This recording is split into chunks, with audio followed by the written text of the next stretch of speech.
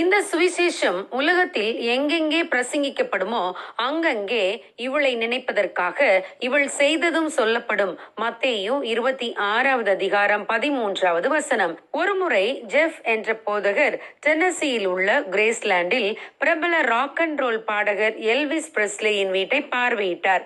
அந்த பாடகர் இறந்து பல வருடங்கள் கழித்தும் சுற்றுலா பயணிகளின் கூட்டம் அவர் குடியிருந்த வீட்டை பார்வையிட அலைமோதியதை கண்டு அவர் மிகவும் ஆச்சரியப்பட்டார். ஒவ்வொரு வருடமும் சுமார் 6 லட்சம் சுற்றுலா பயணிகள் எல்விஸ் பிரெஸ்லியின் வீட்டை பார்வையிடுகிறார்கள். அங்கே எல்விஸ் வாழ்க்கை வரலாறு பற்றி சொல்லப்படுகிறது. மிகவும் துக்கமான ஒரு காரியம் என்னவென்றால், இறந்து போன எல்விஸ் பிரெஸ்லியின் வாழ்க்கை பழைய வரலாறாகி போனது.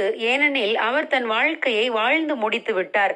அவர் செய்த நன்மை தீமை, அவர் உயிரோடு இருந்தபோது சாதித்தவைகள், இவைகளை பற்றி மட்டும்தான் திரும்ப திரும்ப பேசப்பட முடியும். புதிதாய் எதுவும் சொல்லப்பட போவதில்லை. அது வரலாறு. இனி மாறுவதற்கு வாய்ப்பே இல்லை.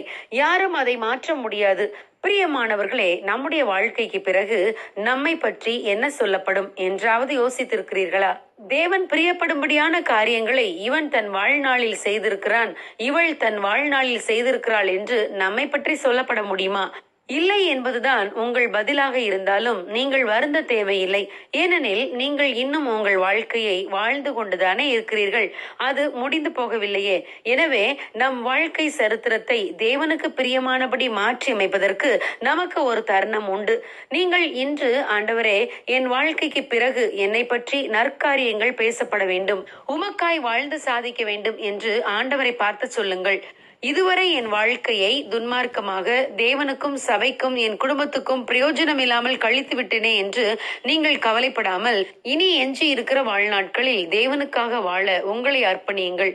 ஒரே ஒரு வாழ்க்கைதான் நமக்கு கொடுக்கப்பட்டு இருக்கிறது. நம்முடைய மரணத்துக்கு பின்பு தேவனுக்காக எதையும் செய்யவும் சாதிக்கவும் முடியாது.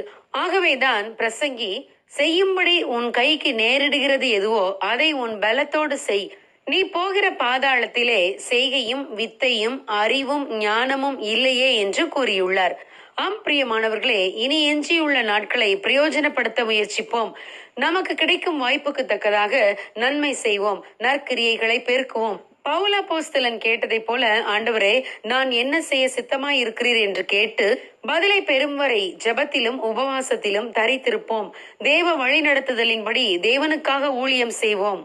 அவருக்காக வல்லமையான சாட்சிகளாயிருக்க பரிசுத்த ஆவியின் பலனை காத்திருந்து பெற்றுக்கொள்வோம். அப்பொழுதுதான் நாம் தேவனுக்காக சரித்திரம் படைக்க முடியும்.